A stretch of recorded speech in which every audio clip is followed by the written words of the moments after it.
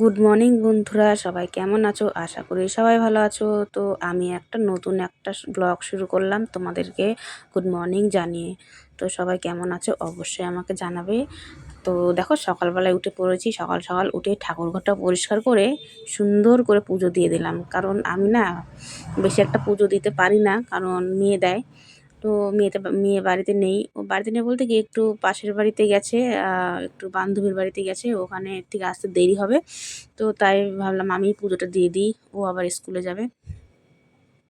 স্কুলে বলতে হচ্ছে আর্ট স্কুলে যাবে। আজকে তো রোববার, ওর রোববারে তো কাজ থাকে না, মানে স্কুল থাকে না। তো যাই হোক, পুজোটা দিয়ে সুন্দর করে জামা কাপড়গুলো ধুয়ে দিলাম একদম, মানে অনেকগুলো জামা কাপড় বেরিয়েছিল।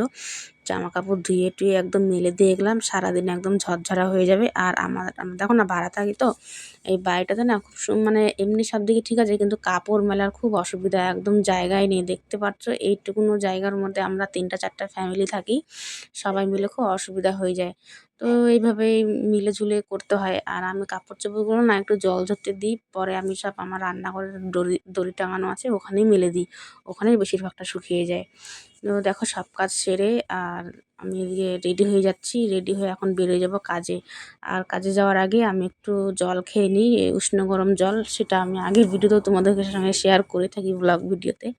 খালি পেটে জলটা না খেলে মনে হয় যে সারাদিন আমার গলাটা শুকাতেই থাকে। আর এদিকে দেখো, আমার ছেলেকে ও টের পেয়ে গেছে যে আমি যাচ্ছি, ওইভাবে আমাকে আটকায় রাখে যে মা তুমি কাজে যাবা না এখন, ছুটি নাও ছুটি নাও, এইভাবে করতে থাকে। তো ওকে একটু চেষ্টা করি ওকে তুলতে, না কিন্তু টের পেয়ে যায়। ওইরকম জিদ করে দেখে আমি ভাবি কি ওঠার আগেই আমি কাজে চলে যাই, কিন্তু হয় না, ও উঠেই পড়ে। আর এদিকে দেখো, আমার ফার্স্টের বাড়িতে রান্না হয়েছে আজকে মাংস। মাংস আর হয়েছে তোমার এদিকে ডাল, শাক ভাজা, পাঁপড় ভাজা আর ভাত। আর আরেকটা বাড়িতে, 2 নম্বর বাড়িতে হয়েছে ডাল, মাছ ভাজা। আজকে বৌদিরা হালকা খাবে, কারণ নিমন্ত্রণ আছে। এই শাক এইসব কিছুই হয়েছে, হালকা রান্নাই হয়েছে। তো যাই হোক, সব জায়গার তোমাদেরকে শেয়ার করলাম না, 2 বাড়ির রান্না আমি শেয়ার করলাম। আর আমি যেহেতু রান্নার কাজ করি, তো এদিকে দেখো বাড়িতে চলে আসলাম। এসে আমার ছেলে দেখো, ওই একটাই আবদার, কেন গিয়েছিলে আমার সঙ্গে, মানে অভিযোগ আর কি, আমাকে রেখে কেন গিয়েছিলে কাজে। তাই একটু হাসি ঠাট্টা করে নিলাম মা আর ছেলে মিলে। তারপরে এদিকে দেখো, কিছুটা কুল ছিল রাখা, খাইনি, আমি একটু ধুয়ে দিলাম। আসলে ওরা দেখেইনি কোথায় রাখতে, দেখলে তো শেষ হয়ে যেত। আমি এনে রেখেছিলাম, ভুলেই গেছিলাম বলতে। তো ওকে একটু গরম করে একটু ধুয়ে দিলাম, ও খাচ্ছে। খেয়ে ও কুল আর জলপাই এসব আমার মেয়ের এত পছন্দ, আর ততটাই আমার ছেলের অপছন্দ। দেখো কীরকম করছে, নিচ্ছে না। ও কখনো এসব ভালোবাসে না। আমি বলছি, একটু রিকোয়েস্ট করে বললাম, তারপরে দেখো আবার রেখে দিয়েছে। পরে লুকিয়ে লুকিয়ে দিদিকে দিয়ে দিয়েছে। আমি একটা খেলাম, আমার অত কুল জলপাই বলো, আরও টক যাবতীয় জিনিস বলো, আমার অতটা ভালো লাগে না। কাজের থেকে এসে আবার আমি একদম দেরি করিনি। এসে আবার যে সকালবেলা সব কাপড় চোপড়গুলো শুকা দিয়ে গিয়েছিলাম, ফ্রেশ হয়ে নিয়ে ওগুলো আবার সব আমি তুলে পরিষ্কার করে রেখে দিলাম। আর সব যার যার জায়গা থেকে কাপড়গুলো ধুয়ে দিয়েছিলাম সেখানে সেখানে বিছিয়ে দিলাম, কারণ আজকে আরও অনেক কাজ বাকি আছে, সবটাই তোমাদের সঙ্গে শেয়ার করব।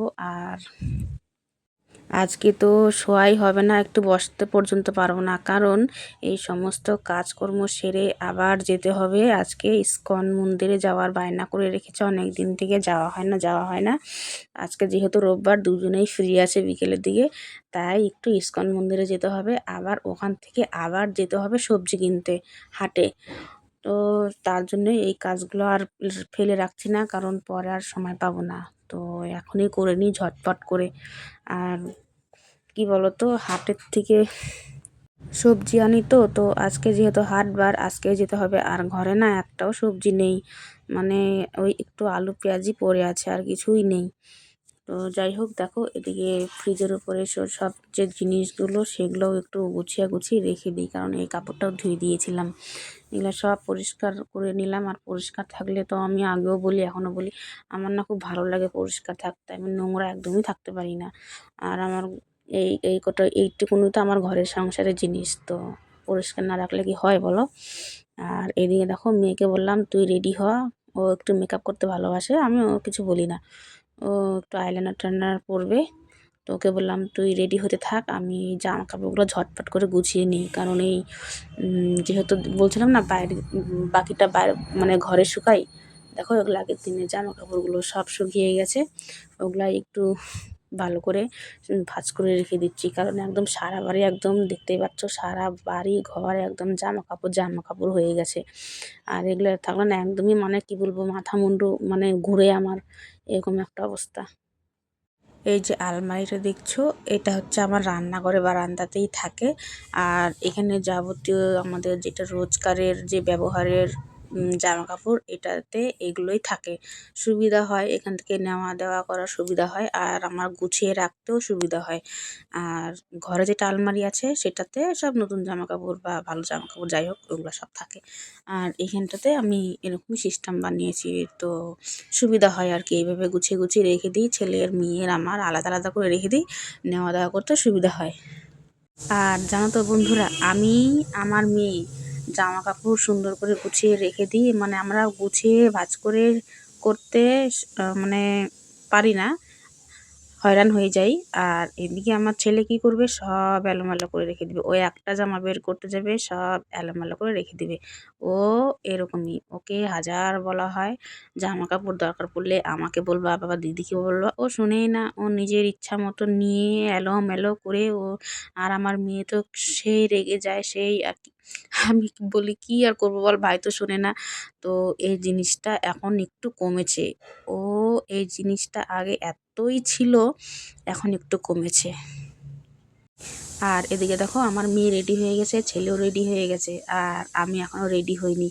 আর দেখো আমার ছেলে রেডি হয়ে, আমি ক্যামেরা করছিলাম বলে ক্যামেরার সামনে এসে এরকম করছে। আর আমার মেয়ে বলছে আমিও একটু তাহলে নেচে নিই। আর ও দেখো আমার কুর্তি পরেছে, ও এত ভালোবাসে কুর্তি পরতে, ও নিজেই হাতেই খাপিয়েছে, এটাকে খাপিয়েছে আর পরেছে। ভালোই লাগছে দেখতে, বললাম ভালোই লাগছে দেখতে। তোমরা অবশ্য জানিও কেমন লাগছে। এটা কিন্তু আমার জামা, ও পরেছে খাপিয়ে, আর খুব ভালোবাসে। ওকে ভাবছি দুটো কুর্তি কিনে দেবো, দেখি কবে কিনে দিই। আর এদিকে দেখো আমার তো কাজই শেষ হচ্ছে না, আমি কখন রেডি হব। আর আমার ছেলে তো রেগে যাচ্ছে, তাড়াতাড়ি রেডি হও, তাড়াতাড়ি রেডি হও। বলছে হ্যাঁ বাবা রেডি হবো, দাঁড়াও কাজগুলো সেরে নিই, কাজগুলো না সারলে তো আবার পড়ে থাকবে না কাজগুলো। এসেও আর হয়রানি হয়ে দুই দুই জায়গায় যাব, হয়রান হয়ে যাব, কখন করব বলো, আবার সকালবেলায় আবার কাজে বেরোতে হবে। তো যাই হোক বলতে বলতে ও বলছে দেখো রেডি হচ্ছে না, রেডি হচ্ছে না।